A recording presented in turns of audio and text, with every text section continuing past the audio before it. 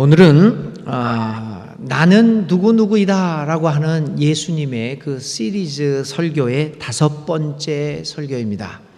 특별히 나는 부활이다 라고 하는 말로 제시하신 본문을 중심으로 예수님의 모습을 다시 한번 살펴보려고 합니다. 나는 부활이다. 도대체 예수님이 말씀하시는 부활은 어떤 의미를 갖고 있고 또 구체적으로 오늘의 삶의 현실 속에서 나는 어떠한 부활의 삶을 살아갈 수 있을까라고 하는 것을 중심으로 생각해 보려고 합니다. 여러분, 우리 믿는 사람들에게 여러 가지 중요한 신앙적 주제가 있습니다. 한번 열거해 보면요, 구원, 십자가, 복음, 재림, 성령의 충만, 그리고 부활, 천국 혹은 천당이라고 하기도 하죠. 이같이 여러 가지 중요한 신앙적인 주제들이 있습니다. 이러한 신앙적이고 신학적인 이 여러 가지 주제, 구원을 비롯한 여러 가지 주제들은 우리의 삶에 있어서 아주 중요한 위치를 차지하고 있습니다.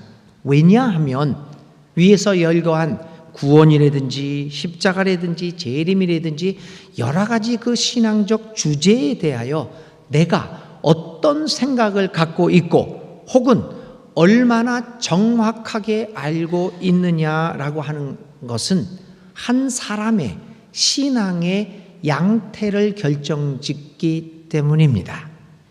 구원이라는 것을 내가 어떻게 이해하고 있느냐라고 하는 것은 나로 하여금 어떤 모양의 신앙을 갖게 되느냐, 생활을 하게 되느냐를 결정짓는 매우 핵심적인 것입니다. 그런데 이렇게 중요한 신앙의 주제에 대하여 알고 있는 것이 이 중요한 이 신앙의 주제들에 대하여 제대로 알고 있는 분이 드물다고 하는 사실입니다. 또는 알고 있다고 하더라도 성경의 중심적이고 핵심적인 생각과는 별로 관련이 없는 지식을 갖고 있다는 것입니다. 많은 경우 우리가 알고 있는 신앙의 주제에 대한 지식은 대체로 다음과 같은 3가지 경우에 속해 있을 것입니다. 그럼 여러분 한번 생각해 보십시오. 첫째는 성경에 기록되어 있는 일부 구절에 의지하고 있습니다. 우리가 구원은 뭐다? 라고 생각하는 것들이 성경에 기록된 그 일부 구절만 의지하고 있다는 것입니다. 이것은 성경을 인용하기는 하지만 전체의 맥락을 무시하고 관계된 소수의 구절들만을 인용해서 우리가 알고 있는 지식을 뒷받침하는 경우를 말합니다. 대부분이 우리가 알고 있는 지식이 그렇죠. 성경의 단편적인 지식, 그것만 가지고 이렇게 쓰여 있으니 맞다라고 얘기합니다. 그런데 이 성경이 쓰여진 배경과 또 다른 데서 나타난 이 전체적인 맥락은 보지를 않습니다. 근데 이런 경우가 첫 번째 경우고요. 두 번째는 우리가 알고 있는 지식이 개인의 주관적인 경험 안에 갇혀 있는 경우가 많다는 겁니다. 내가 보았다, 내가 느꼈다, 내가 경험했다. 그러니까 개인적인 간증 안에 갇혀 있는 경우가 많습니다. 그것뿐만 아니라 내 간증과 내가 가진 경험과 비슷한 경험을 한 사람끼리의 경험 나누기를 통하여 신앙적 주제에 대한 지식을 취득을 합니다. 집사님도 그랬어요? 나도 그랬는데. 권사님도 그 꿈 꾸고 그대로 이루어졌어요? 나도 그랬는데. 이렇게 해서 비슷한 경험을 가진 사람들이 이야기를 하면서 거기에서 그래 그거야 라고 생각을 한 것이 두 번째 경우입니다. 세 번째 경우는 자신의 민족적인, 문화적인 그리고 종교적인 배경 속에서 무의식적으로 얻어진 지식들을 통하여 기독교 신앙의 주제들을 구원이다, 천당이다 이런 주제들을 해석하고 이해한다는 겁니다. 우리 모든 인간은 문화적인 배경에서 독립적으로 존재하지 않습니다. 무의식적으로 우리의 피 속에 흐르는 문화적인 배경이 있습니다. 그 중에 하나가 우리 한국 사람들이 갖고 있는, 한국보다는 이 동북아시아입니다. 뭐 중국도 마찬가지고 몽고 이쪽으로, 일본도 마찬가지. 하여튼 이 동북아시아의 종교적 문화적 배경은 샤머니즘입니다. 그래서 이제 그 생각들이 가로막 우리의 자리 잡고 있죠. 그 중에서도 중요한 생각이 뭐냐면 샤머니즘에서 나오는 사상이 공적 사상 아닙니까? 쌓으면 이렇게 덕을 쌓으면 좋은 결과가 있다. 그래서 우리가 100일 기도를 합니다. 그래서 하나씩 우리가 자주 하는 우리끼리 신자들끼리 하는 이야기 중에서 뭐라고 이런 이야기가 있어요. 집사님, 기도를 쌓아야 돼. 기도가 쌓여야 돼. 근데 이게 성서적인 생각일까요? 아닙니다, 여러분. 이 생각은 그 세 번째 경우인 종교적인 무의식적으로 얻어진 종교적인 배경 속에서 나오는 겁니다. 그래서 대체적으로 우리가 신앙적 주제에 대해서 이해하고 있는 건 대체적으로 이 같은 세 가지 범주에 속해 있습니다. 여러분 이야기 들으면서 한번 여러분들이 가지고 있는 생각들 한번 되돌아보면 별로 틀린 말은 아닐 것 같습니다. 그런데 여러분 이 세 가지 경우가 신앙의 주제들을 이해하는데 매우 중요합니다. 그것을 완벽하게 배제할 수는 없습니다. 왜냐하면 우리는 인간이기 때문입니다. 그럼에도 불구하고 위의 세 가지 경우를 통하여 얻은 지식들은 반드시 기독교 신앙의 잣대인 성경을 깊이 읽고 진지하고 심오한 성경 공부를 통하여 검증받아야 한다는 것입니다.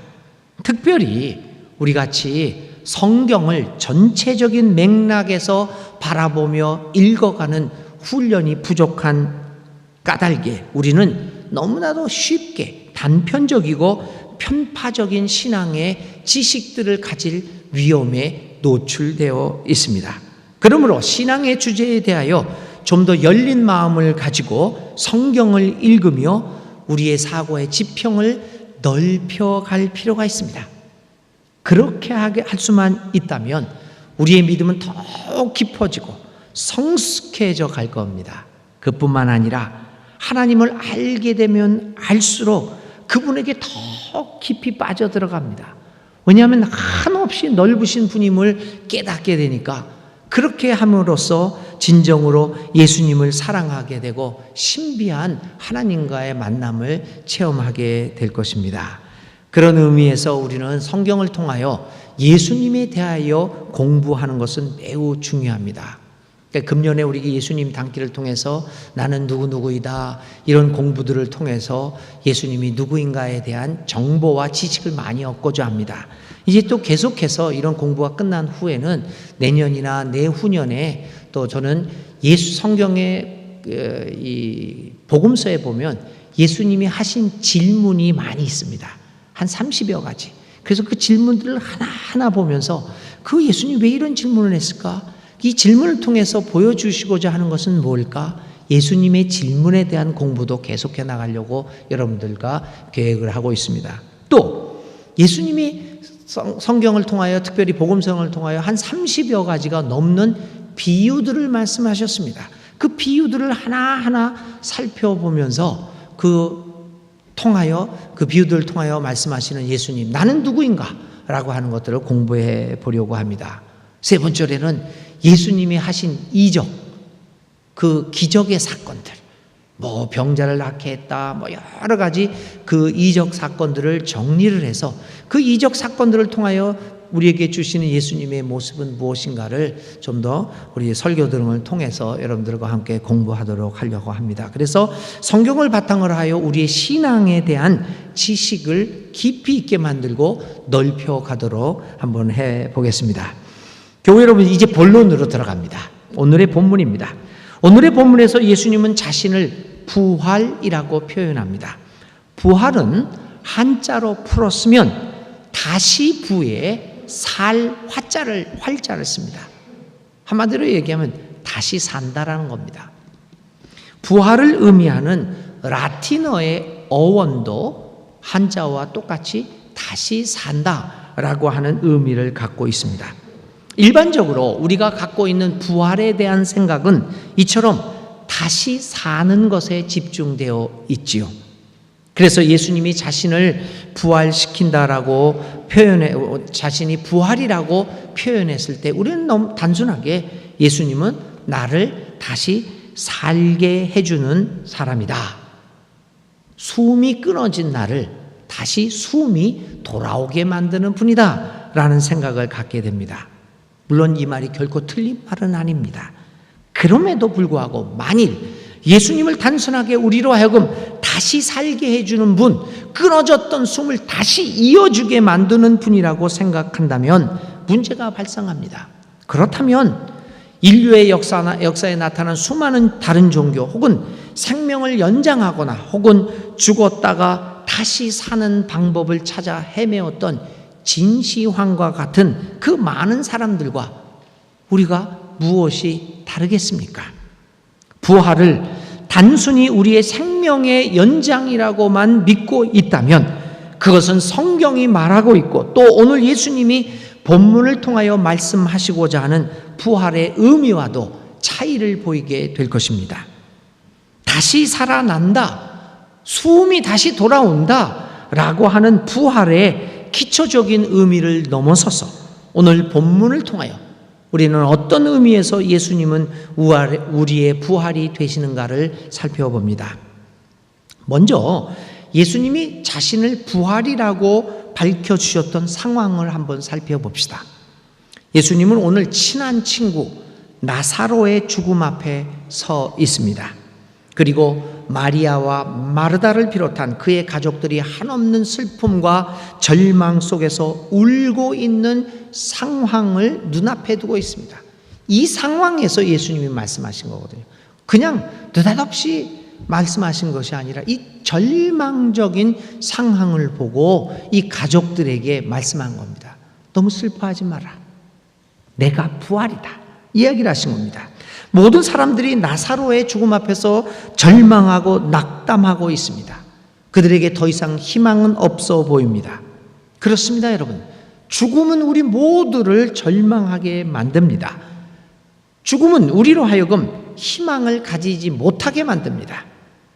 인류는 죽음 앞에서 어찌할 수 없는 운명을 가지고 있습니다. 죽음은 우리 모두의 손을 놓게 만드는 가장 강력한 존재입니다. 죽음 앞에서 인간이 할 일이 무엇이 있겠습니까? 아무것도 없습니다. 나의 죽음은 나를 절망하게 하는 것뿐만 아니라 다른 사람이 죽어가는 것을 보면서 그 다른 사람의 죽음도 나를 절망하게 만듭니다. 죽음은 절망입니다. 사람들은 또한 어떤 경우에는 어찌할 수 없는 절박한 순간에 마지막 무기로 죽음을 택하기도 합니다. 자살이라고 하는 죽음의 길을 택하기도 합니다. 어떤 경우에는 이 자신의 죽음을 통하여 세상을 향하여 자기가 느끼고 있는 절망을, 자기가 경험하고 있는 어찌할 수 없는 절망을 이야기하고 있는지도 모릅니다. 이처럼 사람은 절망 앞에서 죽게 되고 또 이러한 죽음은 우리를 절망으로 몰아가는 악순환이 반복하는 것을 보게 됩니다. 오늘 예수님이 목격하고 있었던 삶의 현실이 그거였습니다. 그는 나사로의 가족과 주변 사람들의 절망을 목격합니다. 이런 상황에서 예수님이 마르다를 향하여 말씀하신 것입니다. 네 오라버니가 살 것이다. 부활을 말씀하십니다. 예수님이 말씀하시는 나사로의 부활은 한 개인이 죽었다가 다시 살아나는 그 기적 같은 이야기만을 의미하는 것이 아닙니다. 그렇다면 그것은 일회적인 것으로 끝나고 말았을 것입니다. 결국 나사로는 또 죽지 않았습니까? 예수님이 의미하시는 부활은 그것이 아닙니다. 나는 부활이다. 무릇 나를 믿는 자는 죽어도 살겠고 살아서 믿는 자는 영원히 살 것이라고 얘기한 그 부활은 단순한 소생이 아닙니다. 그것은 죽음 앞에서 절망하고 있는 모든 사람들, 그리고 우리 모두를 죽음으로 몰고 가는 오늘의 현실적인 절망의 상황, 살기 위함이 아니라 서로 죽이고 죽는 오늘의 죽음의 문화로 뒤덮여 있는 오늘의 현실을 살아가고 있는 우리 모두에게 죽음을 이기는 생명의 승리를 선포하는 선언입니다. 예수님이 자신을 부활이라고 말씀하셨을 때의 의미가 바로 이것입니다. 그것은 단순히 육체의 생명, 끊어졌던 숨쉬기가 다시 돌아오는 심폐소생술과 같은 것을 의미하는 것이 아닙니다. 가만히 생각해 보니까 여러분, 오늘 우리의 삶의 현장에서 우리는 그런 의미의 부활을 무수히 경험합니다. 병원에 가보십시오. 숨이 끊어집니다. 전기로 해서 심폐소생술을 통해서 다시 숨쉬기가 돌아옵니다. 멈췄던 심장이 뜁니다. 그 심폐소생술을 통해 숨이 끊어졌습니다. 심장이 멎었습니다. 죽음입니다. 그런데 심폐소생술을 통하여 여러 기계들을 통하여 다시 심장이 뛰게 하고 숨을 돌아오게 합니다. 부활이 아니고 뭐겠습니까? 우리는 우리의 삶의 현장에서 수십 번, 아니 수천 번, 수만 번 이러한 부활들을 무수히 경험하고 있습니다. 그런데 여러분, 그것이 예수님이 말하는 부활입니까? 아닙니다, 여러분. 심폐소생술과 같은 것이 예수님이 말하고자 하는 부활이 아닙니다. 오히려 보다 근원적인 의미에서 오늘 우리를 지배하고 있는 죽음의 문화를 이기게 만드는 그러한 부활을 예수님은 의미하고 있습니다. 요즘 우리는 과연 무엇을 위해 살아가고 있습니까? 살기 위해서 삽니까? 아니면 죽기 위해서 살아갑니까? 오늘 우리들의 삶에, 특별히 우리 대한민국의 삶을 보면 저는 우리가 과연 살기 위해서 사는 건지 정말 죽기 위해서 사는 건지, 왜 그러냐면 이 죽음의 문화의 어두운 그림자가 우리 한반도를 가득 덮고 있습니다. 북한은 핵무기로 계속해서 위협을 합니다. 우리 남한은 제가 이름을 기억하지 못하는데 그 인도로 갔다가 다시 우리에게로 돌아온 그 핵 항공모함 있죠, 미국의. 이 북한이 가지고 있는 핵무기의 몇 배의 능력을 갖고 있는 파괴 능력을 갖고 있는 핵 항공모함. 핵 항공모함이 왔다는 것은 배 한 척이 들어왔다는 것을 의미하는 것이 아닙니다, 여러분. 핵 항공모함이 왔다는 거기에 선단이 들어와 있습니다. 그 핵무기를 쓰는 사람들이. 그게 우리 바다에 나와 있습니다. 양쪽으로 언제 어떻게 터질 줄 모르는 이 죽음의 문화가 우리를 뒤덮고 있는데도 우리는 아무런 생각을 갖고 있지 못한, 별로 그 위협도 느끼지 않고 있습니다. 지난주에 일본에 있는 이 연구소에서, 이러한 무기나 핵에 대한 연구소에서 한 연구원이 시뮬레이션을 했다는 거죠. 우리의 부산의 고리 원전이 있죠, 핵발전소요. 그것이 폭파되거나 공격으로 폭파되거나 지진이나 해일로 해서 문제가 생겼을 때 어떤 결과가 있을까 시뮬레이션을 해보니까 그 핵발전소 고리 원전 하나가 문제가 생기면 즉시로 대한민국의 국토의 절반이 핵으로 오염된다고 합니다. 이 부산, 우리도 바로 영광에도 그게 있죠. 저는 순천은 안전한 줄 알고 이쪽으로 피신해 왔는데 어저께 그거를 보고 좀 생각이 달라집니다. 국토의 절반이 순식간에 오염돼서 사람이 살 수 없고 식물이 자랄 수 없는, 이렇게 생명을 위협하는 죽음의 문화가 곳곳에 있는데도 우리는 무엇을 향해 살고 있는지, 이러한 죽음의 문화가 뒤덮고 있는 우리의 삶을 향하여 오늘 주님은 이 아침에 얘기합니다. 나는 부활이다. 내가 부활이니까 부활인 나를 믿는 너희들은 이 죽음의 문화를 이기고 살아가야 한다라고 하는 것입니다. 예수님의 부활 선언은 우리 모두를 절망시켜 죽게 만드는 죽음의 문화에 대한 거부 선언입니다. 죽음을 이길 수 있는 것은 오직 생명뿐임을 이야기하고 있습니다. 사람이 어떻게 살 수 있겠습니까?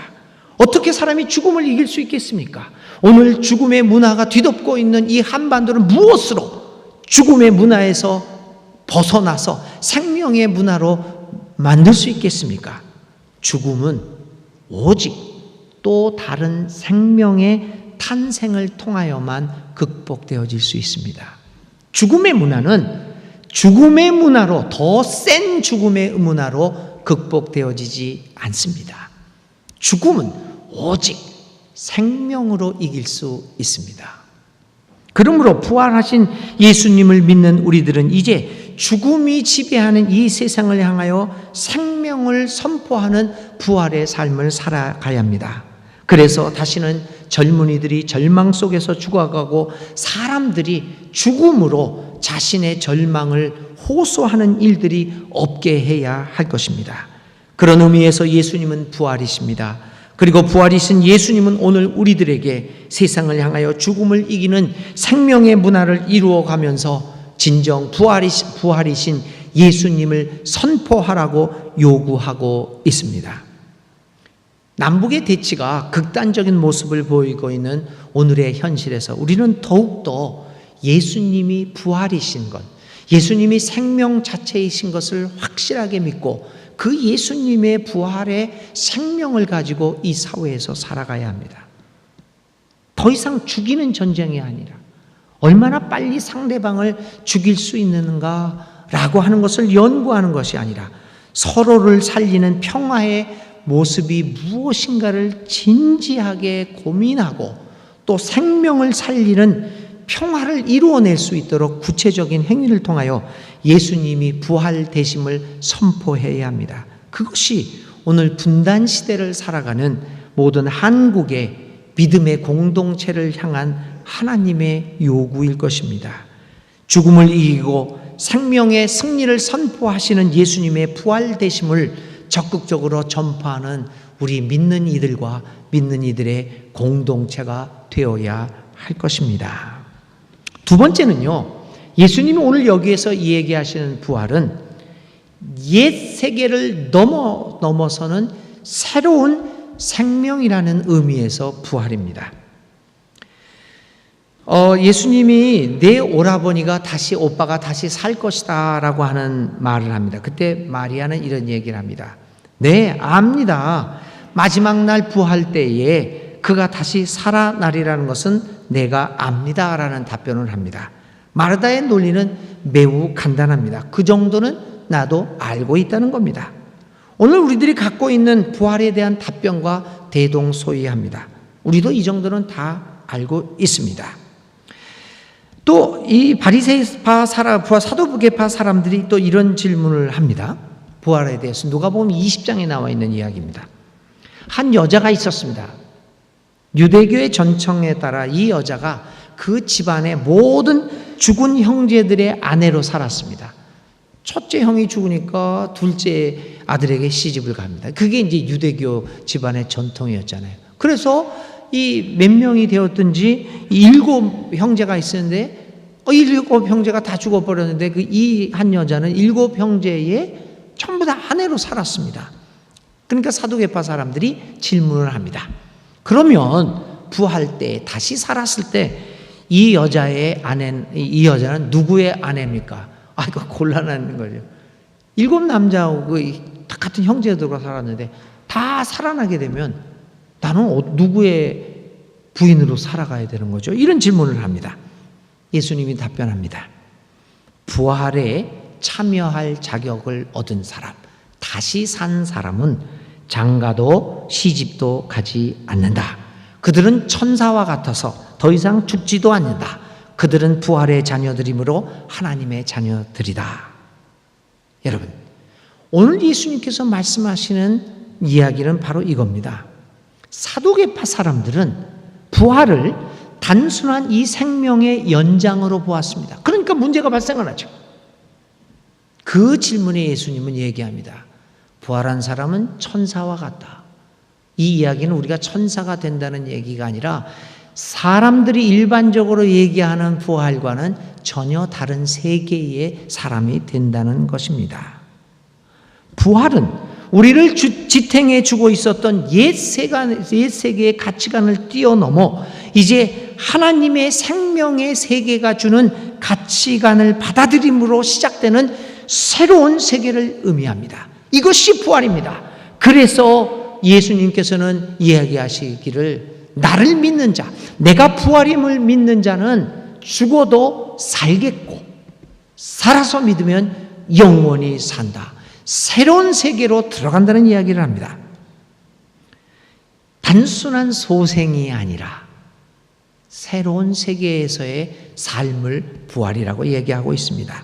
2007년도에 초여름에 여러분 기억하시죠? 한국의 대표적인 지성이라고 이렇게 일컬음을 받는 이어령 교수가 2007년 10년 전에 세례를 받고 기독교인이 됐습니다.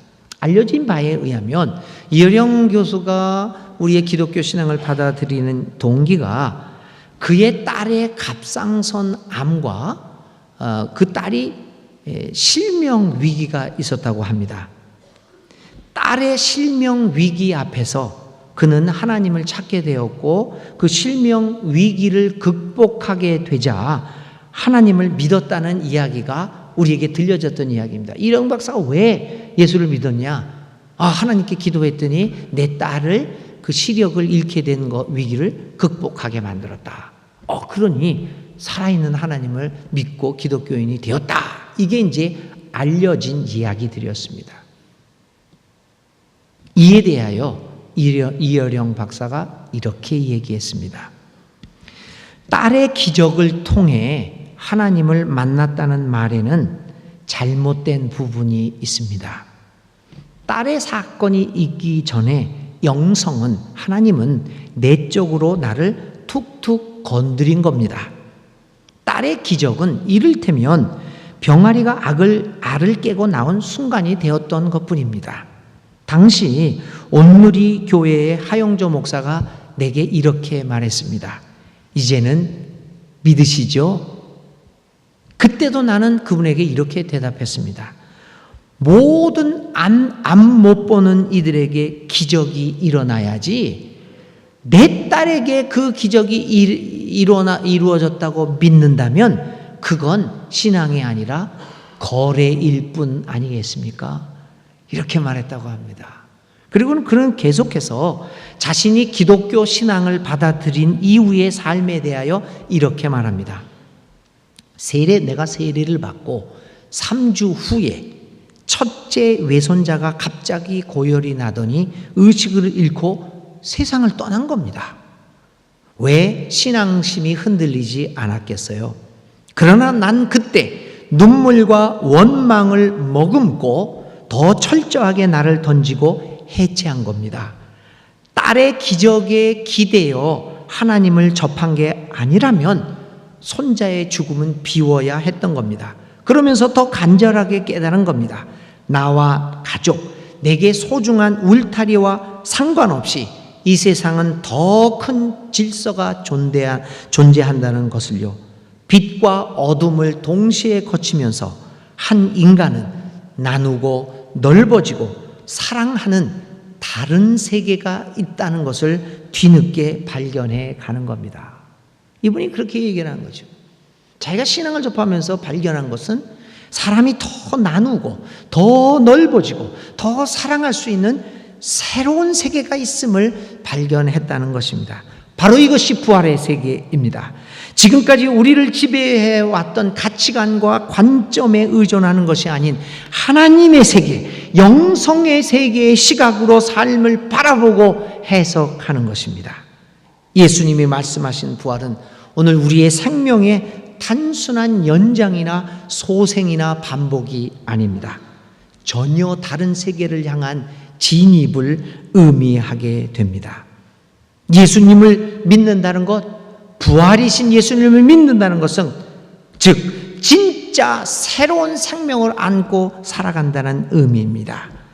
예수님 자체가 진정한 생명이기 때문입니다. 그래서 부활하신 예수님 안에 있으면 생명을 얻게 되는 것입니다. 예수님의 부활 생명을 얻고 살아가는 사람은 죽지만 죽는 것이 아닙니다. 그는 다시 살아납니다. 진정한 생명을 가지고 영원히 사는 사람으로 살아납니다. 히브리서는 이들을 가르쳐서 죽어서도 말을 하는 사람이라고 말하고 표현하고 있지 않습니까? 히브리서는 이렇게 말합니다.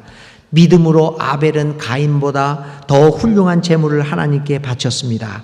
이런 제물을 바침으로 말미암아 그는 의인이라는 증언을 받았으니 하나님께서 그의 예물을 두고 증언하여 주신 것입니다.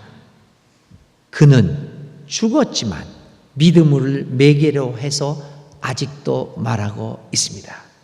여러분, 이것이 부활입니다.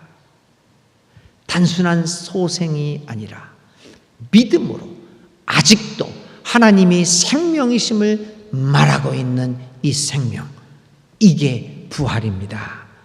이제 예수님이 주시는 부활의 생명의 씨앗을 품고 살아가는 사람들은 비로소 예수님을 하나님의 아들 그리스도라고 고백하게 됩니다. 예수님이 마르다에게 얘기합니다. 나는 부활이니 나를 믿는 사람은 죽어도 살고 살아서 믿는 사람은 영원히 살리라. 네가 이것을 믿느냐? 그 믿음을, 그 부활의 의미를 받아들인 마르다가 비로소 27절에 고백을 합니다. 예, 주님은 세상에 오실 그리스도이시며 하나님의 아들이신 줄을 내가 믿습니다. 진정한 부활의 생명의 씨앗을 갖고 살아가는 사람들만이 오늘 이 신앙 고백을 할 수 있을 것입니다. 사랑하는 여러분, 이 세상은 모두 죽음의 문화에 뒤덮여 있고 모두가 죽음을 말하고 있습니다. 이러한 죽음의 문화에 뒤덮여 있는 사회에서 오늘 우리는 예수님이 부활이심을 선포해야 합니다. 부활은 변화된 현실입니다. 옛것은 가고 새것이 되는 변혁된 현실입니다. 그것이 부활입니다. 예수님이 부활 자체이심을 믿고 있는 기독교인들로 하여금 오늘 한반도를 뒤덮고 있는 이 죽음의 문화가 사라지고 죽음의 세력을 이기고 진정한 생명의 기운이 지배하는 우리 사회가 될 수 있기를 간절히 기대하고 기도드립니다. 생명의 부활이신 그 예수님을 가슴에 품고 진정한 생명의 삶을 살아가는 우리 교우들이 다 될 수 있기를 주님의 이름으로 기원합니다. 주님은 우리의 부활이십니다.